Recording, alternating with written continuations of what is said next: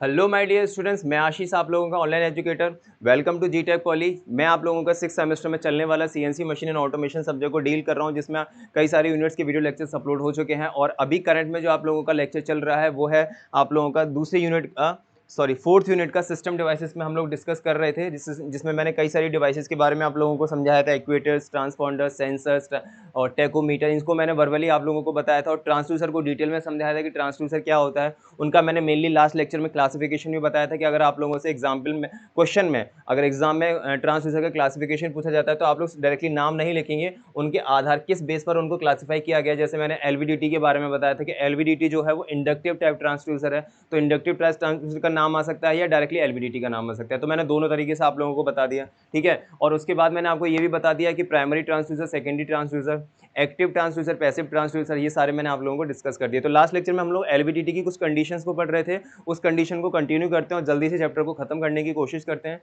ठीक है। देखिए,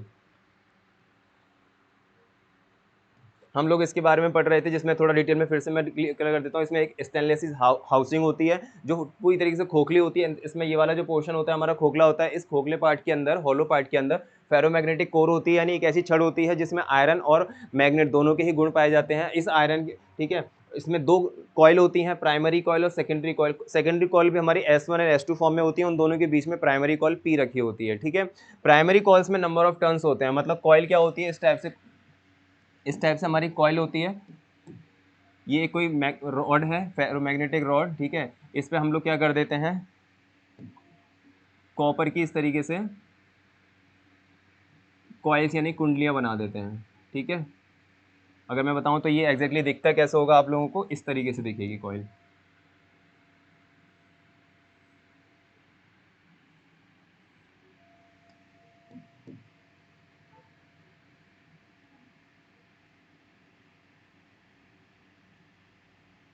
इस तरीके से। और जो बीच में प्राइमरी कॉइल है उसको मैं अलग कलर से दिखा देता हूँ,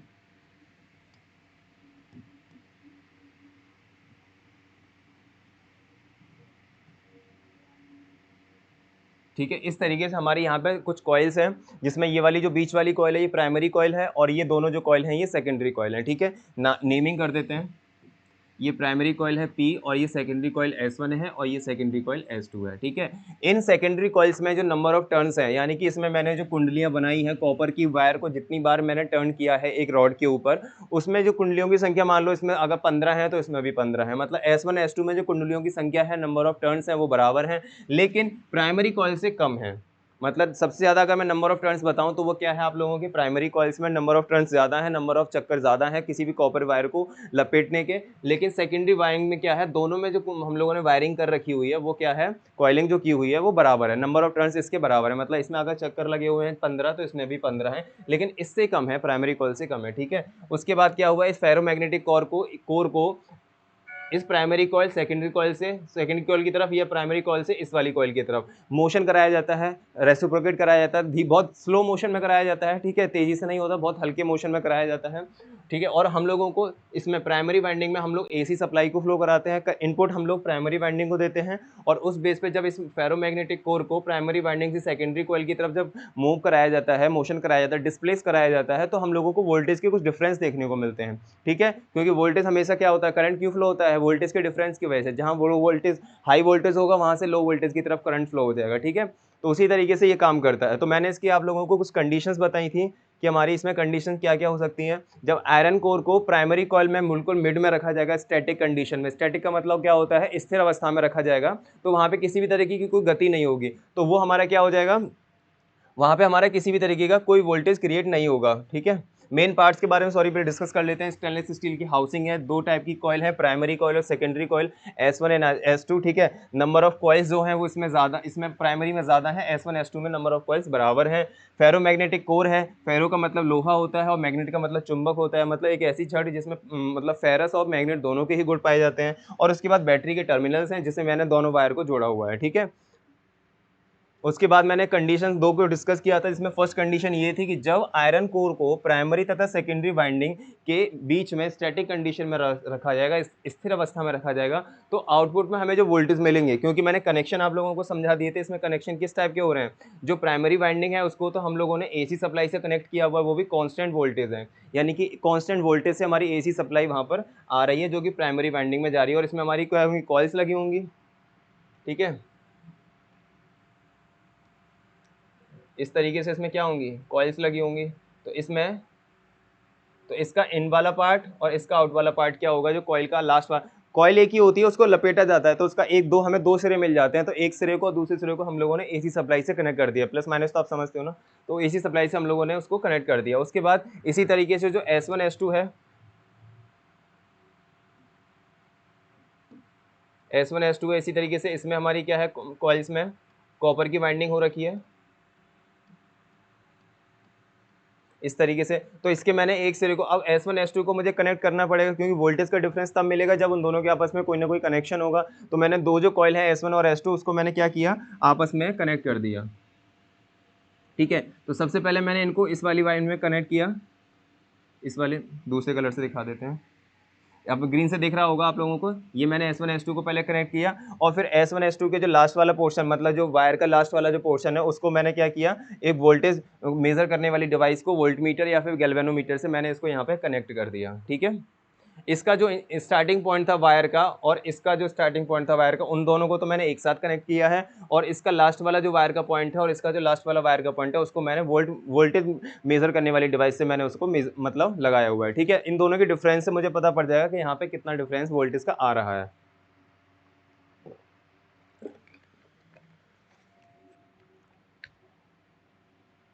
चलिए, तो मैंने ये बताया था कि जब आप पहली कंडीशन, जब कोर है वो स्टैटिक कंडीशन में रखी हुई है, तो उसमें हमारा किसी भी तरीके का कोई बदलाव नहीं आएगा, मतलब कोई भी करंट हमारा जो होगा सेकेंडरी प्राइमरी वाइंडिंग से सेकेंडरी में और इस सेकेंडरी वाइंडिंग से इस S2 वाली वाइंडिंग में जाएगा, तो कोई वोल्टेज डिफरेंस नहीं होगा। वोल्टेज डिफरेंस तब होता है जब करंट का चेंज होना है, जब करंट हाई से लो की तरफ जाता है, वोल्टेज डिफरेंस तब होता है जब किसी भी जो कोर को डिस्प्लेस कराया जाएगा, कोर को जब डिस्प्लेस कराएंगे तो हमें वोल्टेज में डिफरेंस देखने को मिलेगा। ठीक है, मोशन होता है ना यहाँ पे, तो मोशन की वजह से इलेक्ट्रॉन्स का मोशन शुरू हो जाता है, और इलेक्ट्रॉन्स का मोशन शुरू होगा तो करंट में फर्क आएगा, वोल्टेज में फर्क आएगा भाई, वोल्टेज को, उसी वोल्टेज को हमें यहाँ पे मेजर करना है। ठीक है, दूसरी कंडीशन क्या थी, तो हमें आउटपुट में क्या वोल्टेज मिलेंगे, जहां पे VO है, आप बता सकते हो, जहां जहां VO is equals to output voltage. ठीक है, ये क्या है, हमारा आउटपुट वोल्टेज है जो हमें मेजर करना है। तीन कंडीशन में, पहली कंडीशन मैंने बता दी, दूसरी कंडीशन क्या है, व्हेन आयरन कोर, यानी जब आयरन कोर को प्राइमरी वाइंडिंग के राइट साइड की तरफ स्लाइड कराया जाएगा। राइट साइड की तरफ कौन सी वाइंडिंग लगी हुई है, सेकेंडरी वाइंडिंग, यानी कि S2, यानी कि हमारा जो अब मोशन होगा वो प्राइमरी वाइंडिंग से कहाँ की तरफ होगा, S2 की तरफ होगा। तो अब जब ये मोशन करेगा तो प्राइमरी वाइंडिंग में जो हम लोगों ने एसी सप्लाई दी थी, जो करंट था, अब वो उस मोशन की वजह से, उस फेरोमैग्नेटिक जो रॉड की वजह से, क्यों फेरोमैग्नेटिक क्या होता है, उसमें लोहे और चुंबक के गुण हैं, तो लोहा तो वैसे भी करंट का बहुत अच्छा कंडक्टर होता है, तो वो करंट को कहाँ लेकर जाएगा, मोशन हो जाएगा उसमें करंट का P से S2 की तरफ, तो हमें वोल्टेज डिफरेंस यहाँ से इस वजह से देखने को मिल जाएंगे। और इसको मैंने कनेक्ट किया हुआ था एक ऐसी डिवाइस से जो वोल्टेज के डिफरेंस को बताएगा। अब क्योंकि करंट हमारा P से S2 की तरफ फ्लो हो रहा है, तो यहाँ जो हमारी S1 वाइंडिंग थी उसमें वोल्टेज क्या हो जाएगा, कम हो जाएगा, वोल्टेज तो रहेगा ठीक है, लेकिन बहुत कम रहेगा। लिक्स के कंपैरिजन में तो मैं बता सकता हूँ कि जो हमारा S2 का जो वोल्टेज है वो बहुत ज़्यादा होता है S1 के वोल्टेज से। ठीक है, तो हम लोगों को क्या आउटपुट में वोल्टेज मिलेगा, output voltage VO is equals to V2 minus V1। V2 यहाँ पे हमारा सेकेंडरी वाइंडिंग में वोल्टेज हुआ और V1 हमारा प्राइमरी वाइंडिंग में वोल्टेज हुआ, तो दोनों का डिफरेंस हो जाएगा V2 माइनस V1, और यहाँ लिखा हुआ V2 voltage is greater than V1 voltage. ठीक है, थर्ड कंडीशन क्या आती है आपकी, जो लास्ट कंडीशन है, थर्ड कंडीशन आती है जब, बहुत इजी है, आप लोगों को ज़्यादा टफ नहीं लगेगा, मैंने बिल्कुल बेसिक लैंग्वेज यूज़ की हुई है। जब आयरन कोर को आप एक वीडियो लेक्चर देख लोगे तो भी आप समझ जाओगे कि इसमें एग्जैक्टली करना क्या है। प्राइमरी, जब आयरन कोर को प्राइमरी वाइंडिंग से, प्राइमरी वाइंडिंग के लेफ्ट साइड अब हम कहाँ से मूव कराएंगे, राइट से लेफ्ट की तरफ, लेफ्ट साइड की तरफ मोशन कराएं या कराने पर तो आउटपुट वोल्टेज हमारा क्या हो जाएगा, आउटपुट वोल्टेज किससे दर्शा रहे थे, वी ओ से दर्शा रहे थे। तो आउटपुट वोल्टेज अब V1 में, यानी कि जो हमारी प्राइमरी वाइंडिंग थी, सॉरी ये हमारी प्राइमरी वाइंडिंग, ठीक है, और ये हमारी सेकेंडरी वाइंडिंग में S1 और ये सेकेंडरी वाइंडिंग का S2। अब हमारी जो करंट जा रहा है वो प्राइमरी वाइंडिंग से S1 सेकेंडरी वाइंडिंग में जाएगा, ठीक है। तो अब हमारा वोल्टेज डिफरेंस यहाँ की तरफ ज़्यादा देखने को मिलेगा, जो कि मैंने इनको, इसका इनिशियल पॉइंट को मैंने इससे कनेक्ट किया हुआ था और इसके आउटपुट पॉइंट को मैंने एक डिवाइस से कनेक्ट किया हुआ था इस तरीके से, यहाँ पे वोल्ट मीटर लगा हुआ था और इसको मैंने AC सप्लाई दे रखी थी। इस तरीके से बना हुआ, बहुत ईजी है, मैंने आप लोगों को समझा दिया, डायग्राम बनाने में दिक्कत नहीं आएगी, ठीक है। वोल्टेज मैंने यहाँ दिखा दिया, ठीक है। अब हमारा करंट कहाँ से कहाँ फ्लो कर रहा है, यहाँ से यहाँ पे फ्लो करेगा, क्योंकि जो मैं आयरन कोर को मूव करा रहा हूँ वो प्राइमरी वाइंडिंग से S1 में जाएगा, ठीक है। तो मेरा जो करंट मिलेगा मुझे आउटपुट में, जो मुझे वोल्टेज मिलेगा वो क्या हो जाएगा, VO is equals to V1 minus V2, क्योंकि V1 वोल्टेज ज़्यादा हो जाएगा अब V2 से। ये तीन कंडीशन हैं जो LVDT की वर्किंग प्रिंसिपल को समझाती हैं, वर्किंग को समझाती हैं। इन तीन कंडीशंस को आप लोग जब एग्जाम में पूछते हैं तो वर्किंग को आप लोग इस बेस पे आसानी से समझा सकते हो, ठीक है। आई होप आप लोगों को LVDT का पूरा कंस्ट्रक्शनल, ठीक है, पार्ट कौन कौन से हैं वो मैंने आप लोगों को सब अच्छे से बता दिए, ठीक है। मेनली मेन पार्ट कौन कौन से वो बता दिए, कंस्ट्रक्शन ऑफ द LVDT के इसके अंदर कौन कौन से पार्ट के साथ साथ उसका वर्क क्या होता है वो मैंने आप लोगों को बता दिया, ठीक है। नंबर ऑफ कॉइल्स के बारे में बता दिया कि प्राइमरी कॉइल्स में नंबर ऑफ टर्न्स, यानी कि फेरों की संख्या या कुंडली की संख्या ज़्यादा होती है, फेरों की संख्या, सॉरी कुंडली की संख्या नहीं, फेरों की संख्या ज़्यादा होती है, और S1 S2 में फेरों की संख्या बराबर होती है लेकिन प्राइमरी कॉइल से कम होती है, ठीक है। ये मैंने आपको सारी चीज़ें और तीनों कंडीशन के बारे में बता दिया। अब मैं आप लोगों को नेक्स्ट हमारा जो सिलेबस में इसमें पार्ट था वो क्या था आपका, देख लेते हैं एक बारी। ट्रांसड्यूसर LVDT हम लोगों ने पढ़ ही लिया है, ठीक है। उसके बाद आता है आपका potentiometer for linear and angular position, उसके बाद एनकोडर एंड डीकोडर, फिर open loop system and close loop system को हम लोग खत्म करके जल्दी से आगे बढ़ते हैं, ठीक है। तो देखिए पोटेंशियोमीटर, पहले आप लोगों को मैं एक डिवाइस दिखा देता हूँ। आप लोगों ने ये डिवाइस ज़रूर देखी होगी आप लोगों की फिजिक्स लैब में, जब आप लोगों ने 12th में या डिप्लोमा की फर्स्ट ईयर में आप लोगों ने फिजिक्स के एक्सपेरिमेंट किए होंगे, ठीक है, तब आप लोगों ने इस टाइप की डिवाइस दी होगी। इसको हम लोग बोलते हैं रियोस्टेट, रियोस्टेट।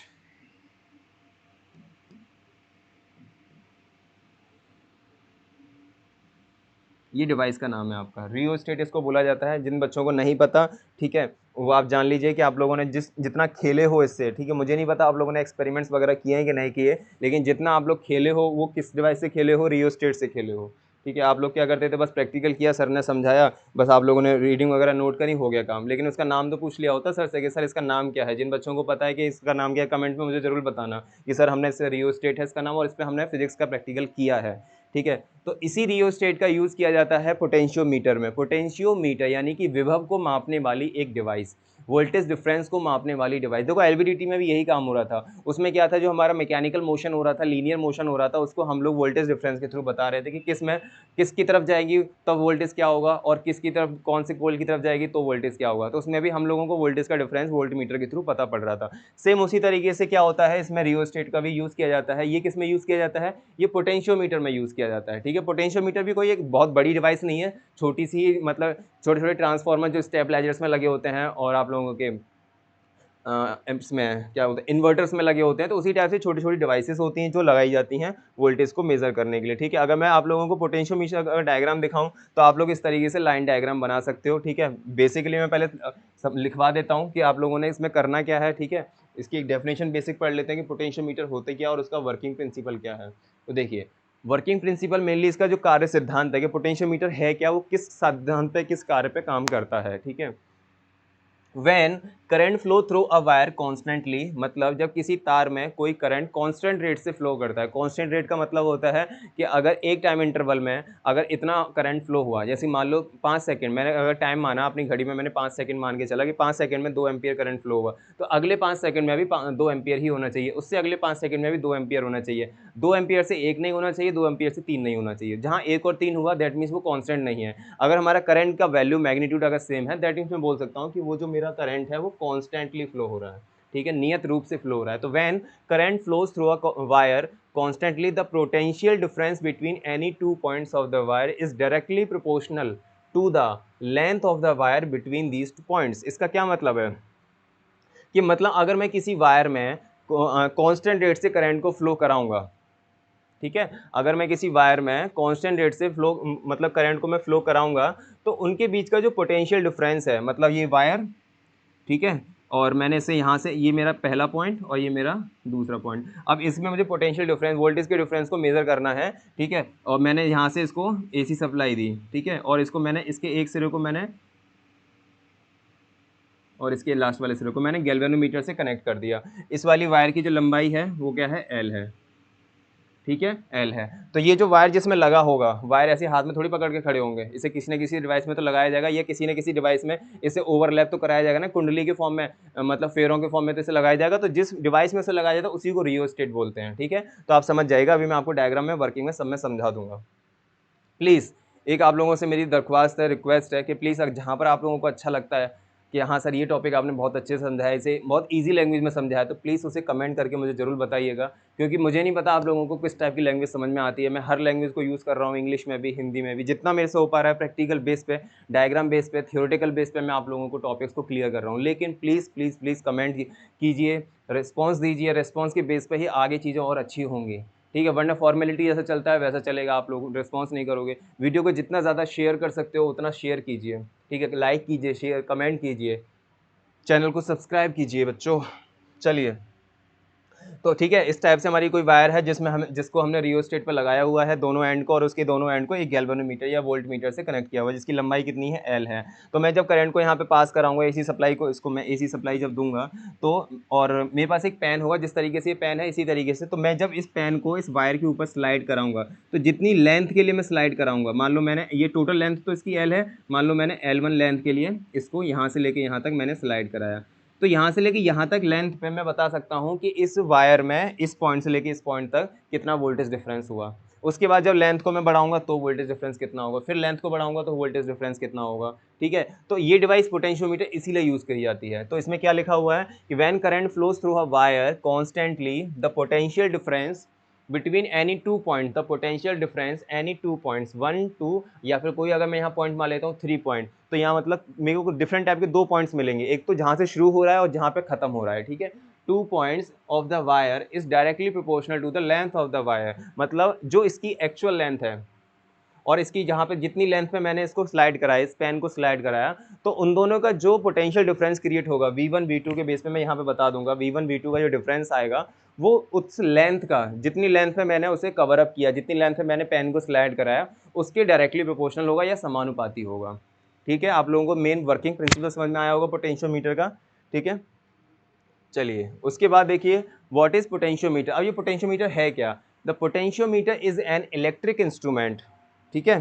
पोटेंशियोमीटर क्या है? एक इलेक्ट्रिक इंस्ट्रूमेंट है।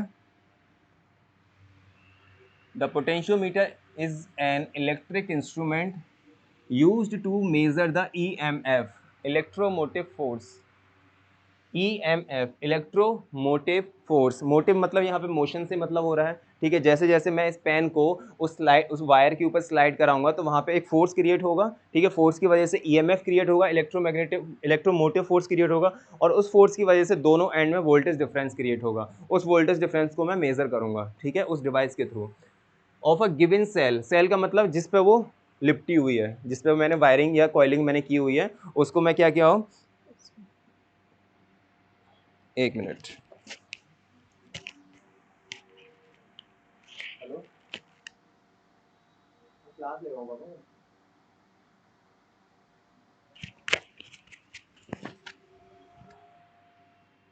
ठीक है, electromotive force of a given cell, cell मतलब जिसके ऊपर वो लिपटा हुआ है। मैंने आप लोगों को डायग्राम दिखाया था ये वाला पोटेंशियोमीटर का, ये वाला आप देख सकते हो। ये जो इस तरीके से जो वायरिंग हो रखी है, ये आप देख पा रहे होगे, ये वाला जो पोर्शन है ये वायरिंग का है, कॉपर की वायर है। इसको जिसे इसके ऊपर लिपटाया हुआ है, मतलब ये वाली जो हमारी ये शेल जो है, ये इसे मैं कोर बोल रहा हूँ या शेल बोल रहा हूँ, ठीक है। इसे मैंने कोर बोला हुआ है या शेल बोला हुआ है। अभी मैं इसको भी अच्छे से डिटेल में समझा दूंगा। तो इसमें क्या है, given cell, the internal resistance of a cell of a given cell, the internal resistance of a cell, ठीक है, and also it used to compare the EMF of different cells, मतलब EMF यानी इलेक्ट्रोमोटिव फोर्स जो एक and पे और second and wire के एक एंड पे और सेकेंड एंड पे वो जो क्रिएट हो रहा था हम लोगों का वोल्टेज डिफरेंस, वो उसकी तुलना करता है कि कितना वोल्टेज डिफरेंस हम लोगों का वायर की लेंथ के बेस पे हम लोगों का डिफरेंट क्रिएट होगा, ठीक है। It can also use as a variable resistor of most applications, यानी कई प्रकार के अनुप्रयोगों में इसका यूज किया जाता है रजिस्टर यानी कि प्रतिरोध के रूप में किया जाता है। प्रतिरोध के रूप में अगर मान लो जो वायर हमारी लगी हुई है इसमें अगर मैं बीच में कोई रेजिस्टेंस लगा दूं, ठीक है, अब मुझे ये बताना है कि उस रेजिस्टेंस पे कितना वैल्यू आएगा करंट का, क्योंकि रेजिस्टेंस मैंने आप लोगों को लास्ट लेक्चर में बताया था कि वो करंट की वैल्यू को कम करने के लिए यूज किया जाता है या करंट के मैग्नीट्यूड को कम करने के लिए यूज किया जाता है। कि अगर मान लो ये मेरी वायर है और यहाँ पे मैं अगर यहाँ पर अगर मैं क्या कर दूँ एक रेजिस्टेंस लगा दूँ तो यहाँ पे कुछ ना कुछ वैल्यू करंट की क्या हो जाएगी, कम तो हो जाएगी ना इतने वाले पोर्शन पे। तो मेरा ये पोटेंशियोमीटर होता है ये भी बताता है कि इस रेजिस्टेंस की वजह से कितना करंट का मैग्नीट्यूड कम हुआ, ठीक है। These potentiometers are used in huge quantities in manufacture of electronics equipment that provides a way of adjusting electronic circuits, ठीक है। यानी कि इस टाइप के जो पोटेंशियोमीटर्स है इनका बहुत बड़े लेवल पे यूज़ होता है इलेक्ट्रॉनिक गैजेट्स बनाने में, ठीक है, इलेक्ट्रॉनिक एप्लीकेशंस या इलेक्ट्रॉनिक मैन्युफैक्चरिंग में जो इलेक्ट्रॉनिक्स इक्विपमेंट्स बनाने में यूज़ किया जाता है इनका बड़े लेवल पे, ठीक है। That provides the way of, जो प्रोवाइड करते हैं एक रास्ता एडजस्टिंग इलेक्ट्रॉनिक सर्किट को एडजस्ट करने के लिए, so that the correct outputs are to be obtained, जिनकी सहायता से हमें एक करेक्ट आउटपुट प्राप्त होता है, ठीक है। Although their most obvious use must be for volume controls and radios and the electronic equipments used for audio, यानी कि रेडियो सिग्नल्स, यानी रेडियो में हमारे पोटेंशियोमीटर्स लगे होते हैं, ठीक है। और इक्विपमेंट्स कौन कौन से होते हैं जो ऑडियो सिग्नल्स को कैच करने के लिए यूज़ किए जाते हैं, कुछ ऑडियो डिवाइसेस होती हैं जिसमें से वॉइस निकलती है, माइक्रोफोन्स हो गया या स्पीकर्स हो गए, ठीक है, और आप लोगों का रेडियो फोन्स हो गए, रेडियो फोन सैटेलाइट फोन्स हो गए, इसमें सभी में क्या होता है हमारा पोटेंशियोमीटर यूज़ किया जाता है जो वोल्टेज के डिफरेंस को क्रिएट करके हमें आउटपुट देता है, ठीक है। ये आप लोगों की क्या थी, पोटेंशियोमीटर होता है क्या है, मैंने वर्किंग प्रिंसिपल समझा दिया। अब डायग्राम पर आ जाते हैं। मेनली इसके कौन कौन से पार्ट्स हैं, देखो हर डिवाइस के बारे में जो मैं डिस्कस कर रहा हूँ डिटेल में, जो मैं आप लोगों को समझा रहा हूँ उसमें मैं मेन पार्ट्स के बारे में ज़रूर बता रहा हूँ कि उसमें कौन कौन से मेन पार्ट हैं। पार्ट करोगे तो थोड़ा लेंथी हो जाएगा, थोड़ा आप लोगों के पेज भरना शुरू हो जाएंगे। तो आप लोग मोस्टली आई थिंक यही करते हो, लेकिन ये तरीका बच्चा बिल्कुल अच्छा नहीं है। पेज भरना पता नहीं आप लोग क्या समझते हो, सर मैं तो पूरी कॉपी भर के आया हूँ। मैंने तो तुम कोई ज़्यादा बड़ा मतलब तीर तो नहीं मार आए हो। अगर कॉपी पूरी भरी है, कंटेंट में तुमने रामायण लिखी हुई है, महाभारत लिखी हुई है, इधर उधर की कहानी लिखी हुई, तो तुमको क्या ही पास मिलेगा। मजबूरी में 17 नंबर देगा और 17 नंबर सिर्फ कॉपी भरने के देगा तुमको, ठीक है। लेकिन ऐसा नहीं करना होता है, पता नहीं तुम लोग क्या समझते हो इस चीज़ को। तो main parts of the potentiometer क्या होता है, अ लॉन्ग रेजिस्टेंस वायर, एक ऐसी वायर जिसमें हमारा एक रेजिस्टेंस लगा हुआ है, ठीक है। ये देख सकते हो आप, एक वायर है हमारी, ठीक है, जिसकी टोटल लेंथ कितनी है, एल है। मैं लिखा हुआ है अ लॉन्ग रेजिस्टिव वायर जिसकी लेंथ कितनी है, एल है। एक बैटरी है, बैटरी सिग्नल आप लोग देख सकते हो यहाँ पे, ठीक है, प्लस माइनस आप लोग समझते हो। रियोस्टेट लगा हुआ है, रियोस्टेट यहाँ पे लगा हुआ है, या ये कह सकते हो उस रियोस्टेट के ऊपर वो वायर हमारी लिपटी हुई रखी है, ठीक है। और लास्ट में गैल्वेनोमीटर लगा हुआ है। गैल्वेनोमीटर मतलब वोल्टेज के डिफरेंस को या वोल्टेज की वैल्यू को बताने के लिए यूज़ किया जाता है, ठीक है। देखिए अब इसकी जो लेंथ है टोटल कितनी है, एल है। मैंने इस पेन को कितनी लेंथ पे स्लाइड कराया, एक्स लेंथ पे मैंने इसको स्लाइड कराया, ठीक है। अगर मैं आप लोगों को, ये तो बेसिक डायग्राम हो गया, लेकिन अगर आप लोगों को और नॉर्मल बिल्कुल बेसिक लैंग्वेज में समझाऊं तो आप इस तरीके से समझ लीजिए कि मेरे पास एक वायर है,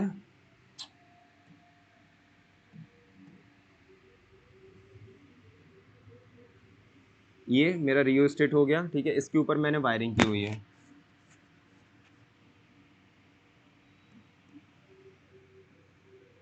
ये कलर दिख रहा है आप लोगों को, ठीक है। इस तरीके से मैंने क्या हुआ है, इसका वायरिंग किया हुआ है। आप इस तरीके से भी डायग्राम को बना सकते हो। अब इसका ये वाला जो एक सिरा है, मतलब इसका वायर का जो एक सिरा है उसको मैंने गैल्वेनोमीटर से जोड़ दिया, ठीक है। और इसको मैंने इस तरीके से एक बैटरी से जोड़ दिया, ठीक है। ये गैल्वेनोमीटर हो गया, ये बी फॉर बैटरी हो गई, और यहाँ पे मैं क्या करूँगा, एसी सप्लाई इसको फ्लो कराऊँगा। अब एसी सप्लाई को जब मैं इसको फ्लो कराऊंगा तो आप लोग देख सकते हो यहाँ पे कुछ ना कुछ पोटेंशियल डिफरेंस मुझे देखने को मिलेगा। ये मेरा रियोस्टेट हो जाएगा, ठीक है, जिसके ऊपर मैंने आयरन कोर को मैंने डायग्राम आप लोगों को दिखाया भी था, ये वाला डायग्राम। ये टर्मिनल सी है, ठीक है, ये टर्मिनल ए है, ये टर्मिनल बी है। टोटल 3 टर्मिनल है यहाँ पे, टर्मिनल सी, ए और बी, यानी कि ए बी सी 3 टर्मिनल है। उसके बाद क्या है, ये कॉइल ऑफ द वायर है, ये जो मैंने आप लोगों को बताया था, ये जो लिपटा हुआ रखा है, ये क्या है हमारी, ये हमारी क्या है, ये वायर्स हैं।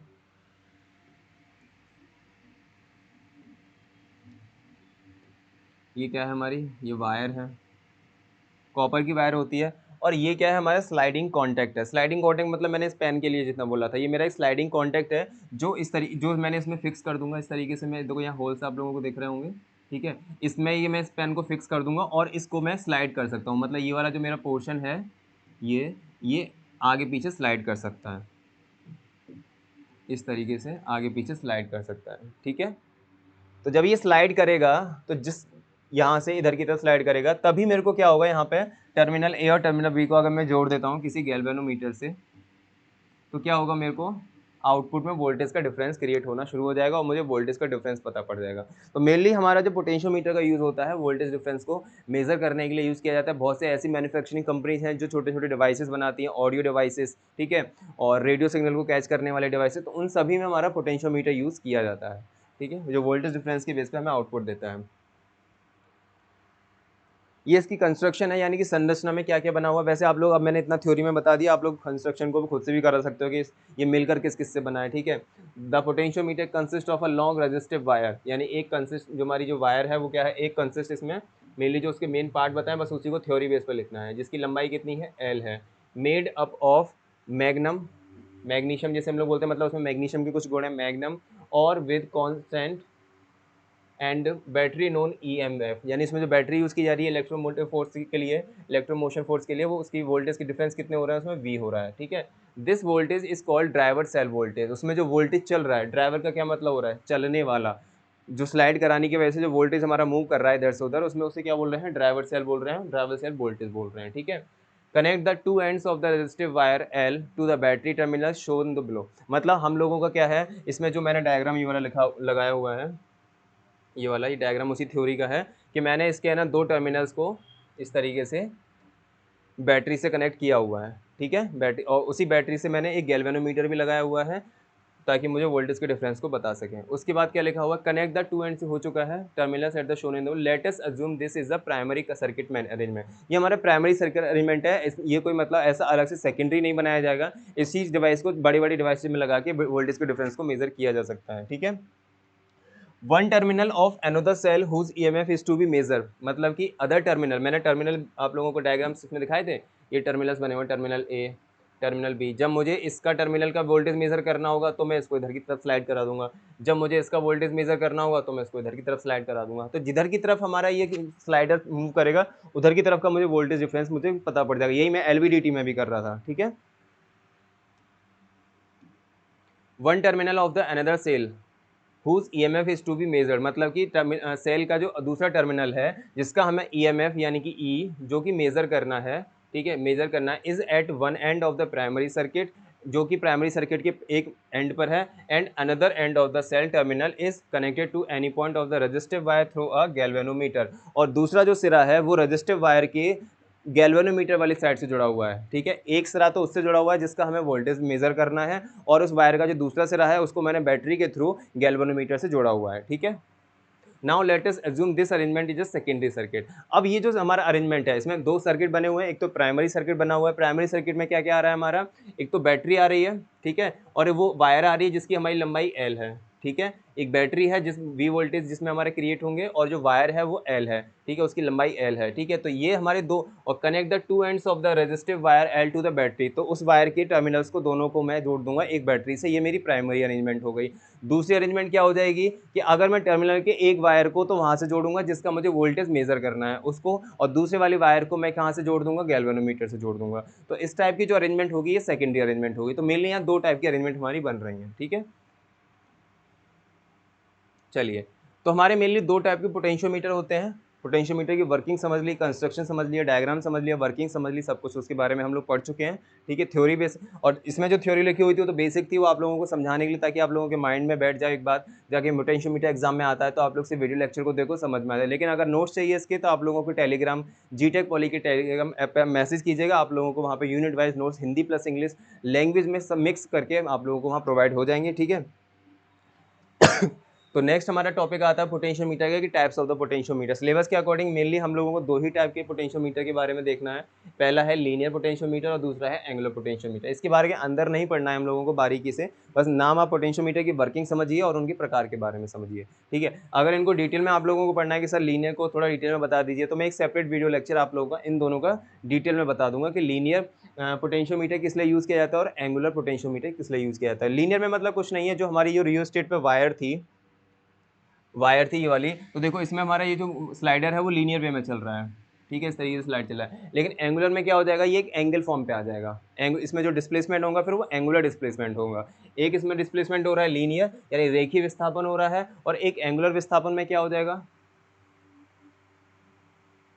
अभी क्या चल रहा है, अभी इस तरीके से सीधे चल रहा है, लेकिन जब इसे किसी एक पर्टिकुलर पाथ पे घूमना पड़ेगा थीटा एंगल, तो इसको मैं बोलूँगा एंगुलर डिस्प्लेसमेंट, यानी कि कोणीय विस्थापन। तो उस बेस पर पोटेंशियोमीटर को डिफाइन किया जाता है, जिसमें दो प्रकार के आते हैं, लीनियर पोटेंशियोमीटर और एंगुलर पोटेंशियोमीटर। अगर मुझे एंगुलर डिस्प्लेसमेंट को मेजर करना होगा तो मैं एंगुलर पोटेंशियोमीटर को यूज़ करूँगा, और अगर मुझे लीनियर यानी कि रेखीय विस्थापन को मेजर करना होगा तो मैं लीनियर पोटेंशियोमीटर को यूज़ करूँगा। ठीक है। आई होप आप लोगों को ओवरऑल पोटेंशियोमीटर समझ में आ गया हो। दोनों को मैंने आप लोगों को डिटेल में समझा दिया। एक बार लास्ट रिव्यू दे देता हूँ जल्दी से कि पोटेंशियोमीटर में करना क्या है। कि पोटेंशियोमीटर एक ऐसी डिवाइस है जिसमें हम लोग करंट को फ्लो करा के वोल्टेज के डिफरेंस को मेजर करते हैं। ठीक है। इसमें हमारे दो सर्किट मतलब दो पॉइंट्स होते हैं, या दो सर्किट डायग्राम बता सकते हो। पहले सर्किट डायग्राम में जो हमारी एल लेंथ की जो एक रजिस्टिव वायर है, रजिस्टिव वायर मतलब उसमें हमारा रेजिस्टेंस भी लगा हुआ है। जो रजिस्टिव वायर है उसके एक एंड को, दोनों एंड को हम लोगों ने बैटरी से जोड़ा हुआ है, ये इसका एक पार्ट हो गया। दूसरा पार्ट वो हो गया कि इस वायर के एक सिरे को उससे जोड़ा जाएगा जिसके हमें वोल्टेज मेजर करना है, और दूसरा सिरा उससे जोड़ा जाएगा जो गैल्वेनोमीटर से लगा हुआ है। ठीक है। गैल्वेनोमीटर वोल्टेज के डिफरेंस को बता देगा। ठीक है। इसमें मेनली हमारे रियोस्टेट के ऊपर इसे यूज़ किया जाता है। इसमें डिवाइस हमारे कौन कौन से यूज़ किए जाते हैं, रियोस्टेट इसमें हमारा यूज़ किया जाता है। जो रियोस्टेट कुछ इस तरीके से होता है।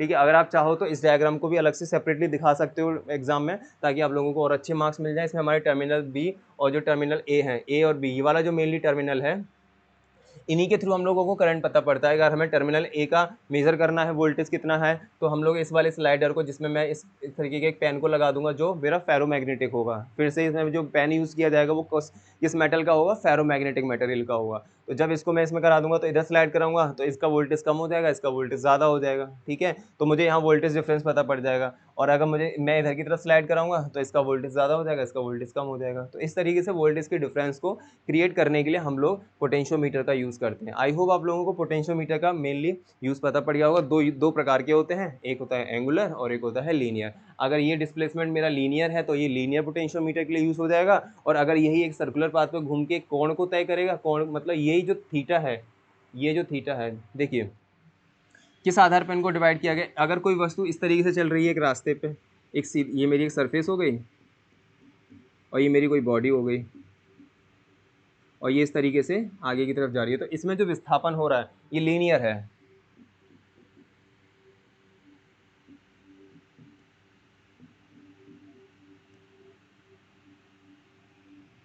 ये लीनियर डिस्प्लेसमेंट है, जिसको हिंदी में बोलते हैं रेखीय विस्थापन।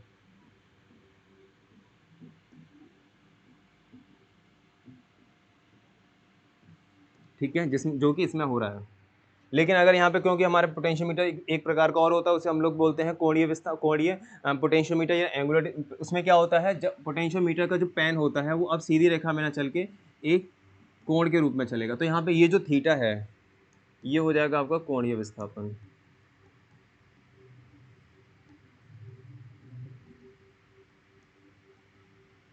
कोणीय विस्थापन। ठीक है। और जितनी वो दूरी तय करेगा वो एस होती है, एस हमारे विस्थापन होता है, लेकिन थीटा जो होता है वो कोणीय विस्थापन होता है, क्योंकि ये कोण के फॉर्म में तय करेगा। दूरी तो सेंटर से बराबर होगी, आप समझते हो इस चीज़ को। जितनी दूरी यहाँ पर है ए पॉइंट पे, उतनी ही दूरी सेंटर से बी पॉइंट पे होगी। सेंटर हमारा ओ है। तो इस तरीके की डिस्प्लेसमेंट के लिए अगर हम लोगों को वोल्टेज मेजर करना हो तो हम लोग किस डिवाइस का यूज़ करते हैं, एंगुलर पोटेंशियोमीटर का यूज़ करते हैं। तो आई होप आप लोगों को ये पोटेंशियोमीटर वाला जो टॉपिक है वो समझ में आया हो। तो इसमें हमारा जो लास्ट टॉपिक जो बचता है हमारा पोटेंशियोमीटर के बाद, वो बचता है आप लोगों का, लास्ट नहीं है, सेकंड लास्ट बोल सकते हैं, एनकोडर एंड डीकोडर। देखिए एनकोडर डीकोडर का डायग्राम आप लोगों को इसमें दिख रहा होगा। अभी मैं बेसिकली समझा देता हूँ, ठीक है, हो सकता है इस लेक्चर मतलब यहीं पर हो जाए। एनकोडर डीकोडर को नेक्स्ट लेक्चर में कंटिन्यू करेंगे। तो एनकोडर डीकोडर क्या होता है आप लोगों को डायग्राम से दिख रहा होगा। इसमें करना क्या है, देखो पहले समझ लीजिए। आप देख रहे होंगे यहाँ पे नंबर ऑफ जो लाइंस हैं वो कितनी ज़्यादा हैं, फ्री लाइंस कम हुई हैं, फ्री लाइंस यहाँ पे कम है, फिर उसके बाद हमें ज़्यादा मिली है। इसका क्या मतलब है, जो ये इनपुट था सिस्टम के लिए, हमें ये आउटपुट मिला।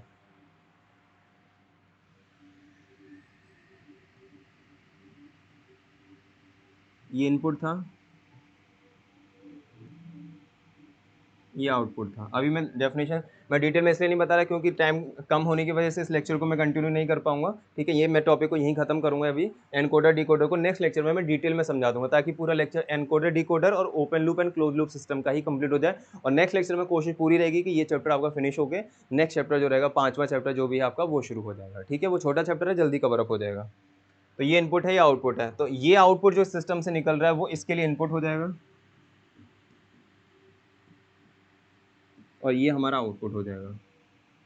और ध्यान रखना है, एनकोडर डीकोडर एक ऐसी डिवाइस है जो हम लोग यहाँ से इनपुट भेजेंगे सिस्टम से, सेंडर से जो इनपुट जाएगा वही रिसीवर के पास पहुँचेगा। तो जितनी नंबर ऑफ लाइन्स इसमें है 2 to the power n, 2 to the power n, वही हमको आउटपुट में मिलेगा 2 टू द पावर n, ठीक है। तो आई होप आप लोगों को ये चीज़ समझ में आ रही हो। थोड़ी एक थ्योरी पढ़ लेते हैं।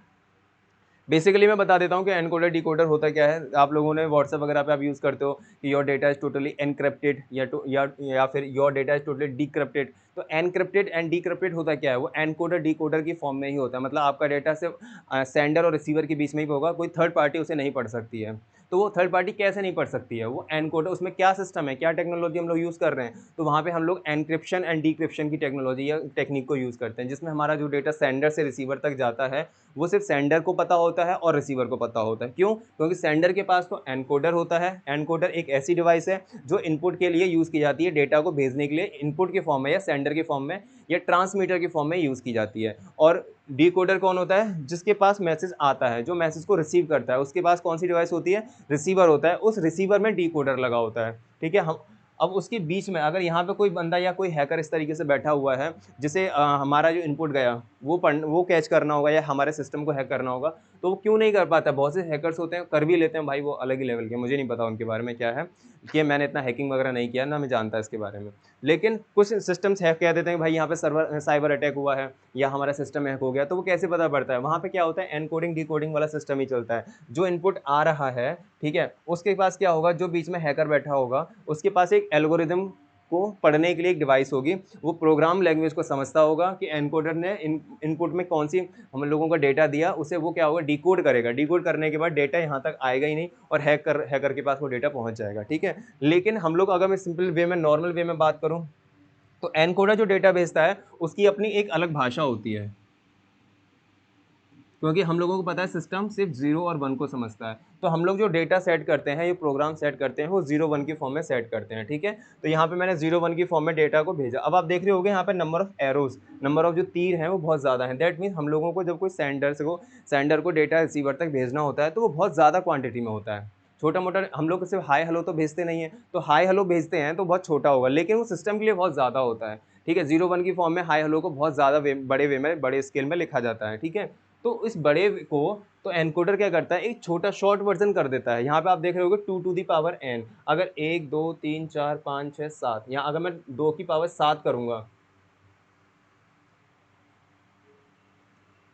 2 की पावर 7, तो कितना मल्टीपल हो की वैल्यू आएगी, तो ये क्या करता है, एनकोडर से भी 7 को उठाएगा। यहाँ पे पावर n आ रही है, दैट मीन्स ये सिर्फ 7 को उठाएगा। तो इसने है ना 2 टू दी पावर 7 के जो डेटा था, जो हमारी वैल्यू थी, उसको है ना बहुत छोटे फॉर्म में, शॉर्ट वर्जन में कर दिया। अब हमारा आउटपुट हो गया 7। अब ये आउटपुट होगा डिकोडर के लिए इनपुट हो जाएगा, ठीक है, क्योंकि डिकोडर हमारे पास है, रिसीवर के पास है, उसे पता है कि जो सामने से मैसेज आ रहा है उसे कैसे डिकोड करना है। तो ये आउटपुट में उठाएगा 7।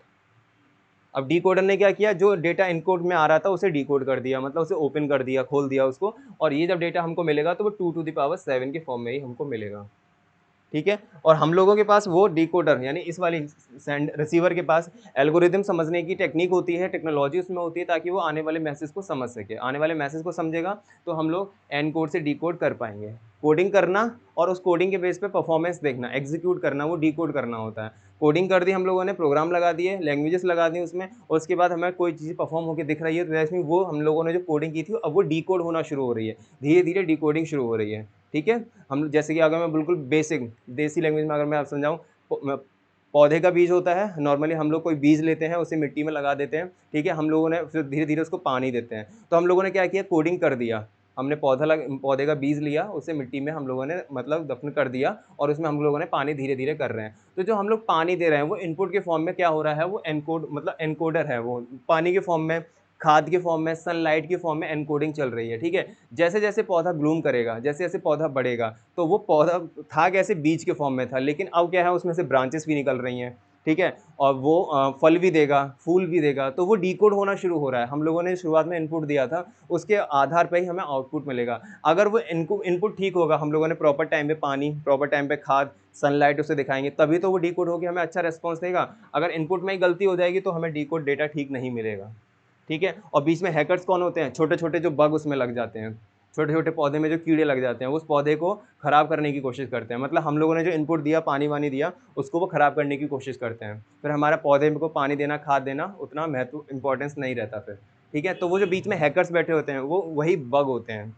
ठीक है? अगर वो उनको पता है कि यहाँ पे कौन-सी खाद यूज़ की जा रही है, ठीक है? तो वो नहीं समझ पाएगा कि मतलब अगर उसे नहीं पता कि किस टाइप की खाद यूज़ की जा रही है, बस वो खाने आ गया, उसे ये नहीं पता कि जो खाद है, वो हार्मफुल है मेरे लिए और वो उस खाद को भी खाया जा रहा है, ठीक है? क्योंकि जो खाद यूज़ की जाती है, वो जड़ में ज़्यादा पूरी पत्तियों में उसका असर जाता है। तो जैसे-जैसे वो पौधे को खाएगा, तो कहीं न कहीं वो बग भी हार्म होगा। तो उसी तरीके से जो हैकर है, जो इनपुट अगर इसे पता होगा कि क्या इनपुट आ रहा है, इसके पास वो एल्गोरिदम समझने की डिवाइस होगी, एल्गोरिदम समझने की टेक्नीक होगी, भाषा को समझने की टेक्नीक होगी, तो वो डिकोड होने से पहले-पहले ही खुद को डिकोड करवा लेगा।